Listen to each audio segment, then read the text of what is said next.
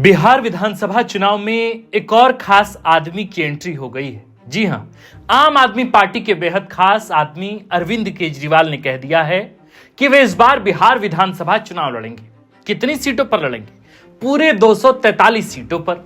उन्होंने यह भी कहा कि वे सिर्फ लड़ेंगे ही नहीं, अकेले दम पर जीतेंगे भी और बिहार में सरकार भी बनाएंगे। केजरीवाल जी को इतना कॉन्फिडेंस कहां से आ रहा है वो तो पता नहीं, लेकिन वे बिहार क्यों आ रहे हैं इसका पता लगाना कोई बड़ी बात नहीं है। फिल्मी अंदाज में कहें तो एक पुराना हिसाब पूरा करना है, शायद ज्यादा पुरानी नहीं। इसी साल 2025 में दिल्ली में चुनाव हुए थे। तब कांग्रेस और आम आदमी पार्टी अलग अलग चुनाव लड़े थे। कांग्रेस को तो एक भी सीट नहीं आई, लेकिन आम आदमी पार्टी सत्ता से बाहर जरूर हो गई। हो न हो उसी बात की टीस आम आदमी पार्टी को बिहार तक खींच कर ले आई। और मैं ऐसा अंदाजा लगाकर नहीं कह रहा हूं, केजरीवाल का खुद बयान है। कल का ही 3 जुलाई को जिस प्रेस कॉन्फ्रेंस में उन्होंने बिहार चुनाव लड़ने की घोषणा की, उसी में कहा इंडिया गठबंधन सिर्फ लोकसभा चुनाव तक था, अभी हमारे हिसाब से कोई गठबंधन नहीं है। कांग्रेस ने गुजरात में हमारे खिलाफ उम्मीदवार खड़ा किया, बीजेपी ने कांग्रेस को हमें हराने और वोट काटने के लिए भेजा है। इंडिया गठबंधन सिर्फ लोकसभा चुनाव के लिए था, अब हमारी तरफ से कुछ नहीं। केजरीवाल ने साफ कर दिया है कि इंडिया गठबंधन अब खत्म हो चुका है। सही बात है, झामुमो को भी तो बिहार में जगह नहीं मिली। अब ऐसा तो होगा नहीं कि बाकी राज्यों के चुनाव में आप गठबंधन धर्म की बात करेंगे और बिहार में राजद और कांग्रेस ही सिर्फ चुनाव लड़ना चाहेगी। यानी एक तरफ आप, एक तरफ झामुमो और एक तरफ एआईएमआईएम, तीन तिगाड़ा काम बिगाड़ा वाली कहावत सच न हो जाए और थोड़ा थोड़ा ही नुकसान कहीं बहुत बड़ा नुकसान ना हो जाए। तो आज के विश्लेषण में इसी पर बात होगी कि क्या राजद और कांग्रेस अपने ही गठबंधन को मैनेज करने में बुरी तरह फेल हो गई? क्या चाह रही है आम आदमी पार्टी? राजद और कांग्रेस को कितना नुकसान पहुंचा सकती है तीनों पार्टियां, और चुनाव के परिणाम पर क्या पड़ेगा इसका असर?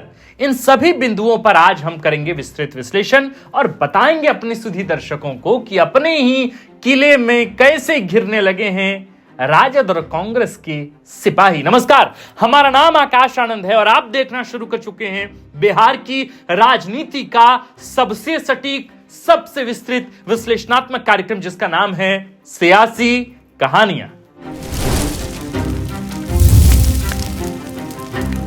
एआईएमआईएम और झामुमो के प्रभाव पर हम बात पहले ही कर चुके हैं, इसलिए आज शुरुआत आम आदमी पार्टी से करते हैं। पहली बात तो यह कि आम आदमी पार्टी कोई पहली बार बिहार में चुनाव तो नहीं लड़ रही है। आपने 2014 के लोकसभा चुनाव में बिहार की कुछ सीटों पर अपने उम्मीदवार उतारे थे, लेकिन कोई सीट नहीं जीत सकी। इसके बाद 2015 के बिहार विधानसभा चुनाव में आपने हिस्सा ही नहीं लिया, क्योंकि उस समय पार्टी का ध्यान दिल्ली और पंजाब जैसे राज्यों पर केंद्रित था और बिहार में उसका संगठनात्मक ढांचा बिल्कुल कमजोर था। हालांकि 2023 में बिहार में निकाय चुनाव में आपने भाग लिया था। 27 अगस्त 2023 को आपके राष्ट्रीय संगठन महामंत्री संदीप पाठक ने घोषणा की थी कि पार्टी बिहार में विधानसभा का चुनाव लड़ेगी। हालांकि 2024 में इंडिया गठबंधन की स्थिति को देखते हुए लग रहा था कि सभी पार्टियां एक दूसरे को सपोर्ट करेगी और शायद अपने अपने राज्यों में जगह देगी, लेकिन दिल्ली में कांग्रेस और आपके बीच जो हुआ और बाकी राज्यों में भी जिस तरह परिस्थितियां बदली, आपका बिहार चुनाव लड़ना कोई आश्चर्य की बात नहीं। बिहार में आपका कोई खास आधार तो है नहीं, यह बात आप भी जानते हैं और हम भी। शायद ही कोई सीट जीत पाए, यह आप भी जानते हैं और हम भी। बिहार की जातीय राजनीति में भी आप कहीं फिट नहीं बैठती है। ऐसे में नुकसान बहुत बड़ा नहीं होगा, यह बात भी सच है। लेकिन दिल्ली में कांग्रेस का वोट प्रतिशत आपको पता है कितना था? सिर्फ 6%। फिर भी यह माना जाता है आज की डेट में कि कांग्रेस की वजह से आम आदमी पार्टी को दिल्ली में लगभग 10 से 12 सीटों पर हार का सामना करना पड़ा। 10 से 12 सीटों का बड़ा नुकसान हुआ। अगर आम आदमी पार्टी और कांग्रेस साथ लड़ते तो 12 सीटों पर आज परिणाम बदल सकते थे। यही स्थिति बिहार में भी हो सकती है। हालांकि बिहार में आप तो 6% वोट नहीं ला पाएगी, लेकिन जब आप इसमें एआईएमआईएम और झामुमो को भी मिला देते हैं तो आपको तस्वीर या आपको कैनवस बड़ी कर देखनी पड़ती है। एआईएमआईएम का तो हमारे सामने नतीजा उदाहरण की तरह है। 12 सीटों पर तो वे अकेले ही नुकसान पहुंचा चुके हैं। तो अगर कुल 20 सीटों पर भी इन तीनों पार्टियों का असर होता है तो आप सोचिए कि बिहार में महागठबंधन की स्थिति क्या होगी। इसमें भी ध्यान देने वाली बात है कि चूंकि आम आदमी पार्टी सभी सीटों पर लड़ रही है, तो 20 से 25 सीटें ऐसी भी होंगी जिस पर राजद या कांग्रेस के खिलाफ एआईएमआईएम और आप भी होंगे, आम आदमी पार्टी भी होगी। तो निश्चित तौर पे ये मुस्लिम बहुल सीटें होंगी।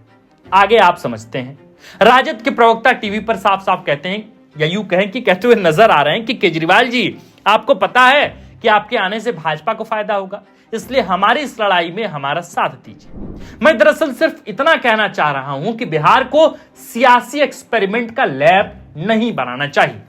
अपने ही पुराने घटक दलों से अगर गठबंधन हार जाएगी तो चुनाव कैसे जीतेगी? पहले राजद और कांग्रेस के बीच तनातनी दिखी, फिर एआईएमआईएम के प्रस्ताव पर चुप्पी साध ली गई, झामुमो को कोई सीट नहीं दी गई, बैठक तक में नहीं बुलाया गया, और अब आपकी एंट्री हुई है। इन संकेतों को आप पढ़िए, इन्हें समझिए और फिर बताइए कि बिहार में आखिर क्या हो रहा है। हमारा मानना है कि कांग्रेस इंडिया गठबंधन की सबसे बड़ी पार्टी थी, उनके ही नेतृत्व में सभी चल रहे थे और इसका असर भी दिखा। भाजपा पूर्ण बहुमत से बहुत दूर हो गई। जदयू और चंद्रबाबू साथ नहीं देते तो उनकी सरकार नहीं बन पाती। प्रचंड लहर के बीच भाजपा को इस तरह रोकना किसी अचीवमेंट से कम नहीं है, लेकिन फिर यह महागठबंधन निजी स्वार्थ के कारण ढह गया। दिल्ली चुनाव इसका बड़ा उदाहरण था। कांग्रेस की कमी कहें या बाकी दलों का नॉन कॉपरेशन, लेकिन वाकई इंडिया गठबंधन अब टूट चुका है और इसका एक बड़ा असर बिहार में देखने को मिल रहा है। केजरीवाल एक सीट पर 100 वोट लाएं या 1 लाख, यह आएगा गठबंधन के खाते से।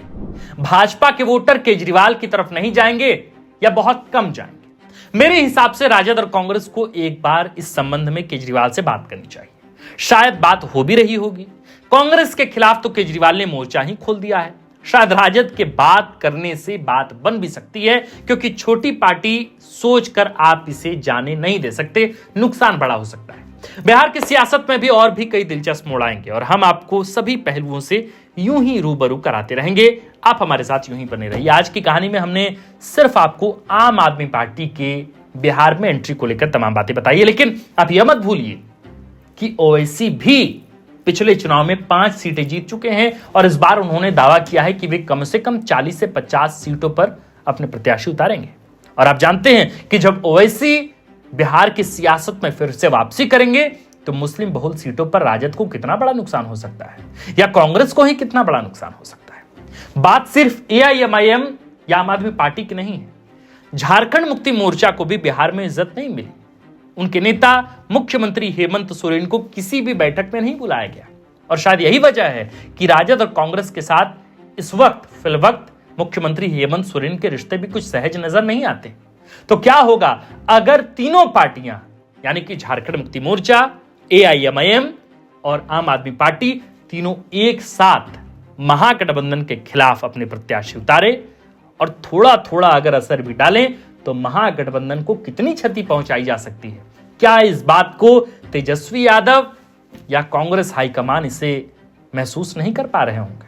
अब नहीं कर पा रहे हैं तो चुनावी नतीजे में पता चलेगा कि स्थितियां किस कदर बदल सकती हैं। लेकिन फिलहाल स्थिति यही दिख रही है कि तीनों पार्टियां गुस्से में हैं और महागठबंधन में जगह नहीं मिलने की वजह से वे तीनों लोग अकेले चुनावी मैदान में उतरने को बेताब हैं। बाकी आपको यह विश्लेषण कैसा लगा हमें कमेंट में लिखकर नीचे जरूर बताइए। आप देख रहे थे फोर्थ पिलर बिहार। हमारा नाम आकाश आनंद है, कैमरे के पीछे हैं विक्की। वीडियो पसंद आई हो तो इसे अन्य दर्शकों तक शेयर कर सकते हैं।